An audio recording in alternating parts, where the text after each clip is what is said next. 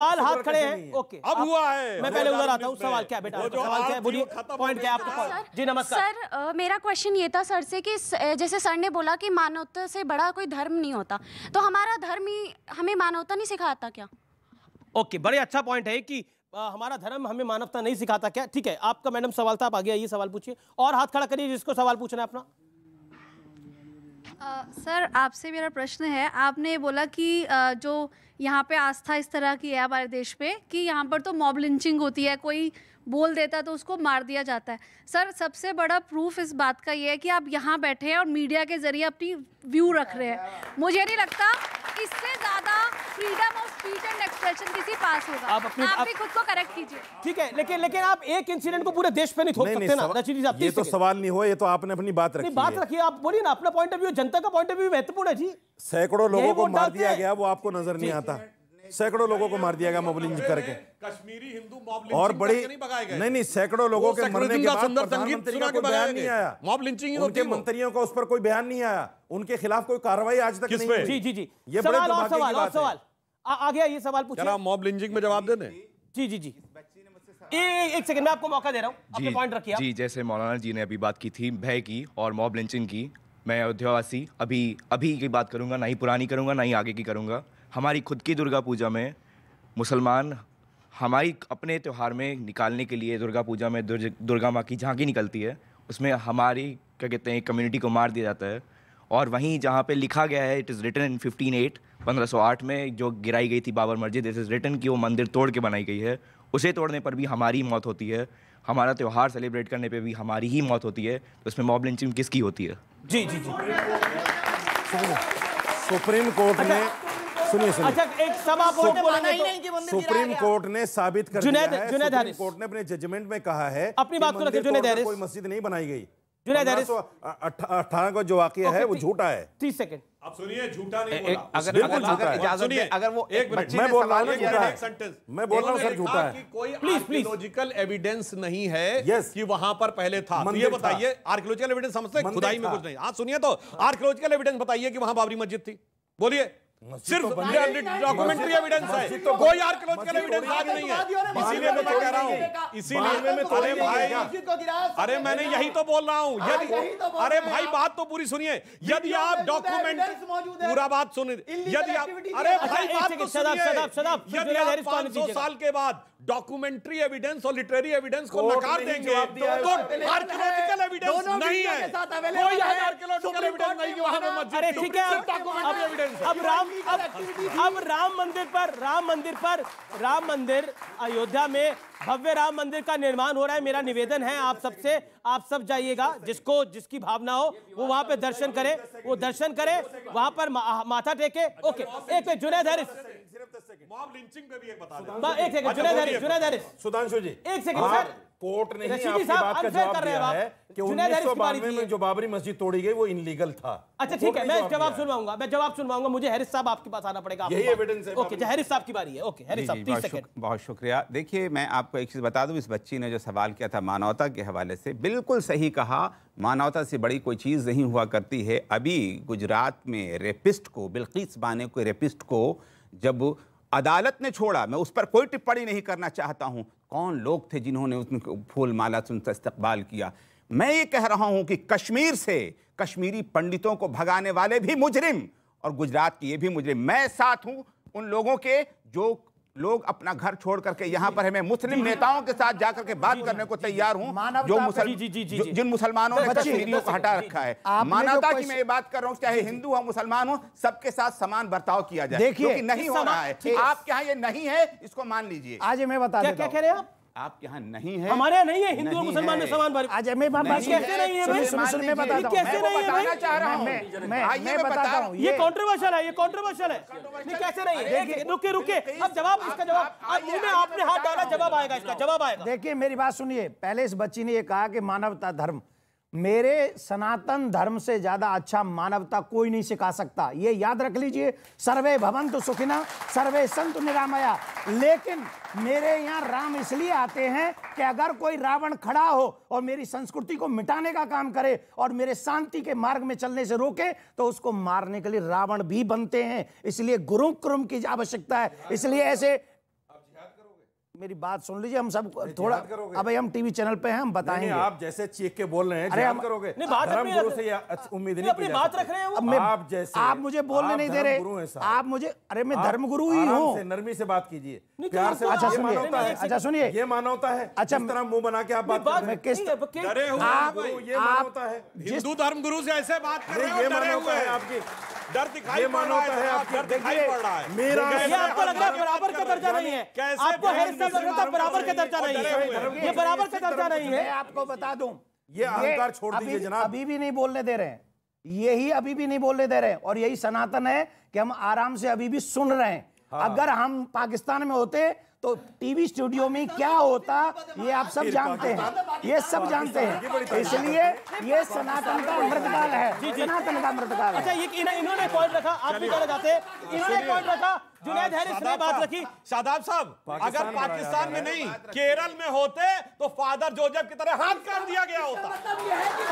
इसका मतलब ये है कि अदालत का आपको विश्वास नहीं है। अच्छा, ये दोनों को बराबर का अधिकार नहीं है, दोनों को बराबर का अधिकार नहीं है। देखिए, अगर भारत में, हिंदुस्तान में कोई कह रहा है कि बराबर का अधिकार नहीं है, तो इससे बड़ा दुर्भाग्य का मैं आपके समर्थन में हूं, मैं आपके समर्थन में हूं। मैं ये कह रहा हूं, आपने तो ये कहा कि भारत सनातन आस्था से चलती है, लेकिन बगल में बैठे हुए हमारे रशीदी साहब ने कहा संविधान से चलती है।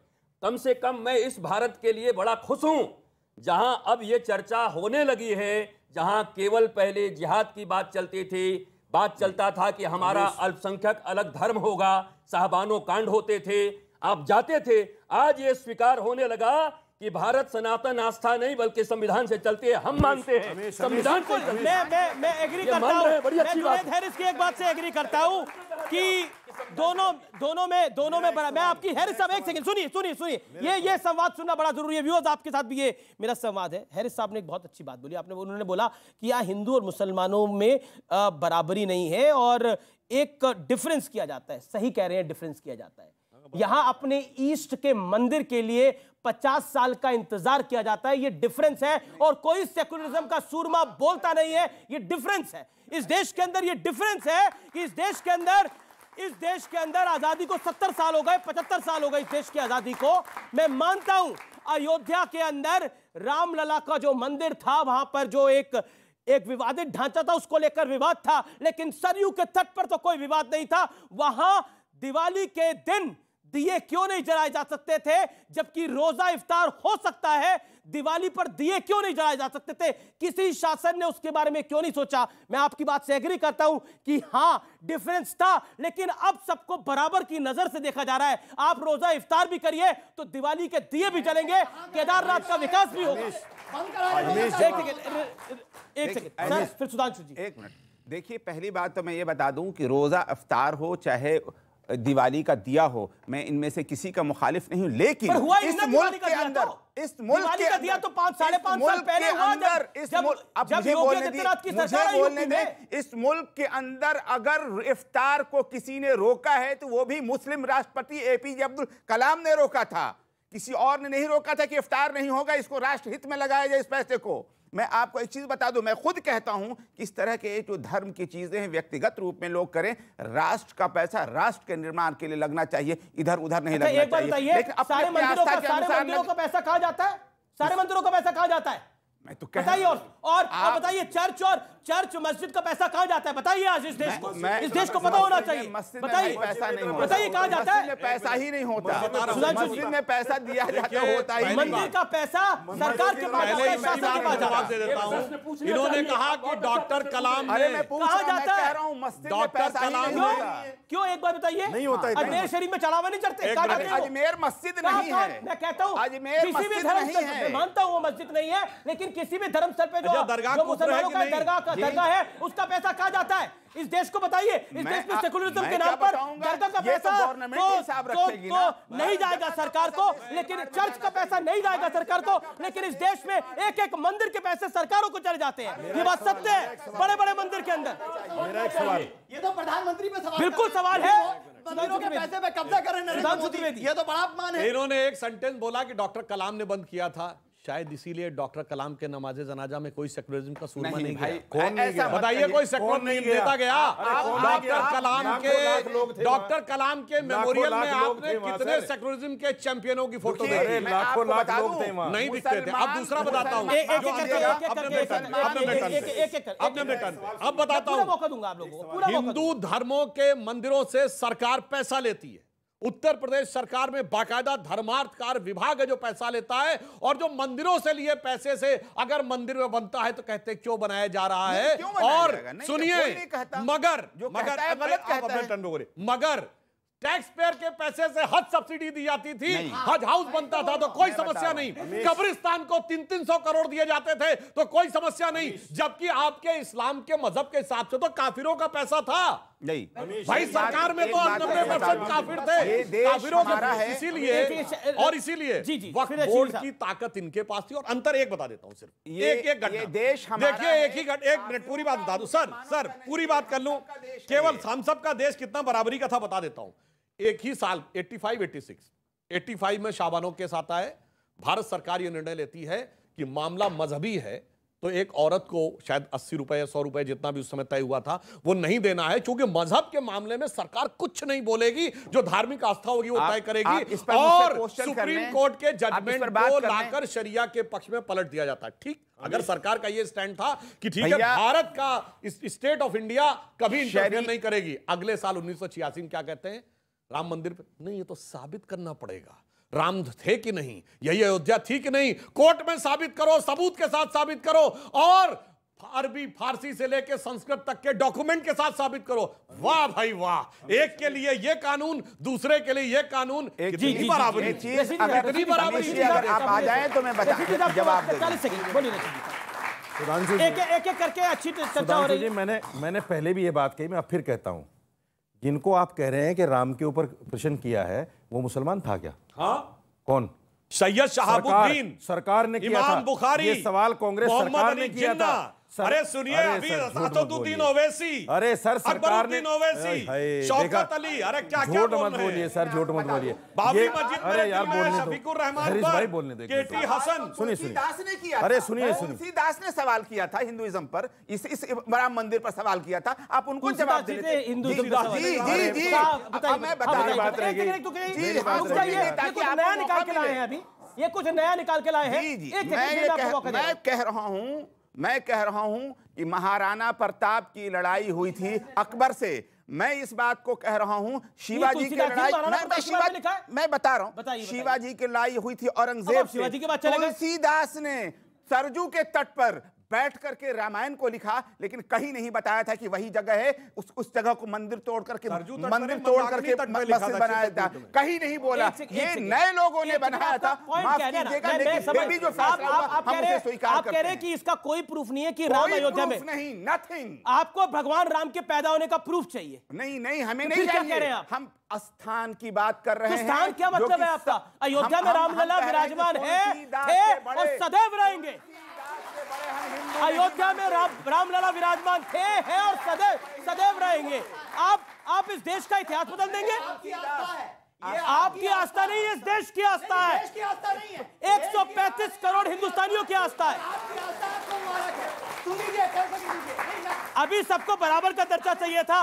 राम, भगवान राम, उनको मर्यादा पुरुषोत्तम इसलिए कहा जाता है क्योंकि उनका हर कार्य मर्यादा के साथ संपूर्ण होता है। उन भगवान राम को ऑनरेबल सुप्रीम कोर्ट ने विराजमान करा, और उसके बाद भी ये कहते हैं कि सबूत लेके आओ कि रामलला वही विराजमान थे। कैसे साबित करोगे? एक सेकेंड, ये कंट्रोवर्शियल है। एक सेकेंड, नहीं, मेरी बात पूरी नहीं हुई। कहीं से आप गड़बड़ पढ़ के आ गए हैं। नहीं, क्या कह रहे हैं? भारत में बैठ के कि भारत में अयोध्या में राम थे कि नहीं? नहीं, मैंने ये नहीं कहा, मैंने ये नहीं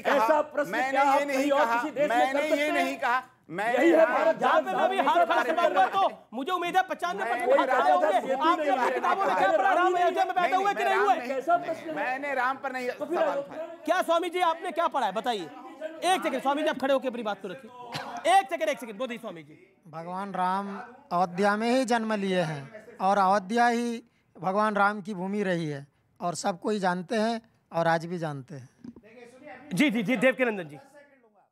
देखो, जब मैं